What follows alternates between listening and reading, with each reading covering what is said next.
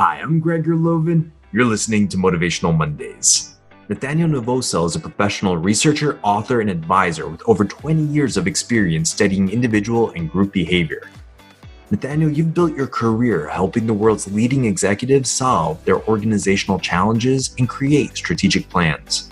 Can you tell us more about your work and share with us your strategies for overcoming obstacles and developing a growth mindset? With the growth mindset, we found that people who find meaning in adversity actually live the most meaningful lives. And if you stop worrying about stuff outside your control and start worrying about what's inside your control, then you'll be able to have more agency over your life. However, when we're talking about, what you focus on, what you're trying to achieve, the mindset that every piece of adversity is a new opportunity for you to grow in a new way you didn't think of before, or a new way to overcome that hurdle so you can still achieve your goal, versus someone who goes, oh, this is in my way, everything's hopeless, I can't do anything now. It's just a completely different way of looking at reality that will completely change your mindset toward being able to achieve your goals.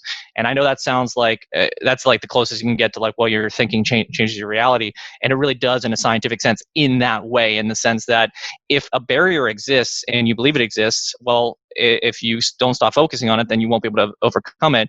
If a barrier doesn't exist, but you believe it exists, then you won't do it. You learn helplessness is the technical term in psychology for that. And so you won't do anything. And so you won't go through this imaginary barrier. So you have to have the mindset that everything happens in a way that you can overcome, or, this too shall pass, if you'd prefer the more Zen-like way of looking at it. But if you look at it through that lens of, this is an opportunity for me to succeed even more than I possibly could have imagined before, even though it is a hurdle, then you'll be more likely to succeed. So let me just give the audience a little bit of background. So I wrote a book called The Meaning of Life. It was a scientific and philosophical journey through the common components of finding meaning in human existence. And it cuts across all religions and faiths and belief systems and philosophies. There's actually a common set of 8 core concepts that once you understand and master, you can scientifically find meaning in your existence. And just to cut to the chase, the meaning of life is growth. That's the point. You grow through experience. You are guided toward what areas you want to grow in based on your desires. Your beliefs sustain you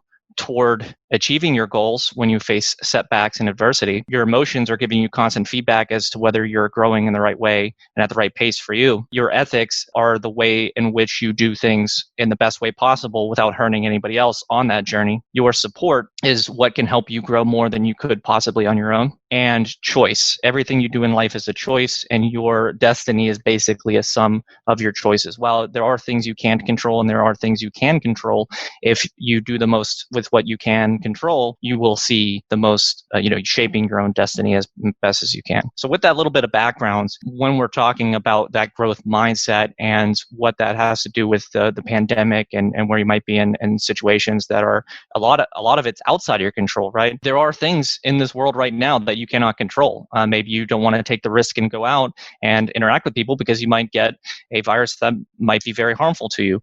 Well, you still have goals. Those goals still exist. You still want to grow in certain ways. And all it does is change 2 things. One, it changes how you might continue to grow on your path toward the goals that require something that the coronavirus is preventing, or you could focus on other goals that the coronavirus is not preventing. And those are really the 2 things you just have to adjust. And the problem with anything regarding loss or adversity is that you tend to want to focus on that hurdle and why it sucks, to be blunt.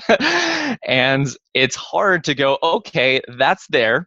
I know it's there. Now let's focus on what I can do to keep going forward. I call it the don't look down principle in my book. It's the idea that once you know down exists, if you're on a ladder or on a high place and you know you can fall and die, once you know that, okay, now you have to look up towards your goal and reach it and avoid the falling. Now, if you continue to look down after that, you will be scared, you will be paralyzed, you will actually be less likely to achieve your goal.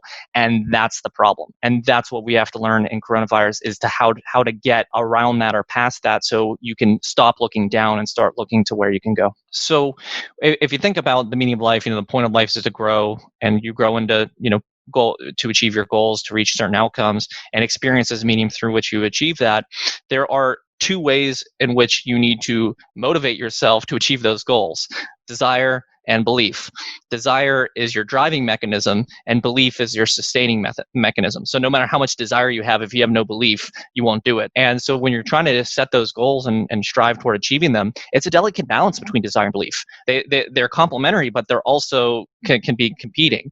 And where they compete is, and I tell this to leaders all the time because I advise executives, is that you have a delicate balance where you have to say, set goals or success measures that are close enough to the ultimate outcome so that everyone really, really, really wants that outcome, but close enough to what you can tangibly do in the moment so people actually believe that it's possible to achieve that goal. And so it's that delicate balance that you just have to strike with any goal you have, right? Let's take weight loss. If you want to lose a few pounds, you might set your goal, I want to lose 50 pounds. And it's like, whoa, I don't know if I'll ever be able to do that. So then you don't do it. Why? Because you don't believe it, right? But you can say your goal to do 5 pounds, and that's more believable, but it doesn't sound as impactful. So maybe you don't want to get started or motivated to do that because it's too low of a goal. And so it's really that striking that balance that you really have to get right so that your belief and desires are in alignment, so you have the optimal drive to your outcome. And I recommend to any executive I advise that they find that right balance, find things that are believable enough for them to start with, but have goals that are bold enough to get really excited about so that you have that optimal balance of desire and belief. And how can our members learn more about your work? I have a website, yourmeaninginlife.com, and I'm on social media at Life the Book or The Meaning of Life Book. Thanks, Nate. Yeah, thank you so much. And best of luck with everything. Sounds like a great program. I appreciate you walking me through it. I loved hearing about it. And thank you for listening to Motivational Mondays. This conversation is created by the National Society of Leadership and Success. This week's episode is sponsored by Geico. See if you're qualified to get a special discount on auto insurance through Geico. Visit nsls.org/partners and look for the Geico link.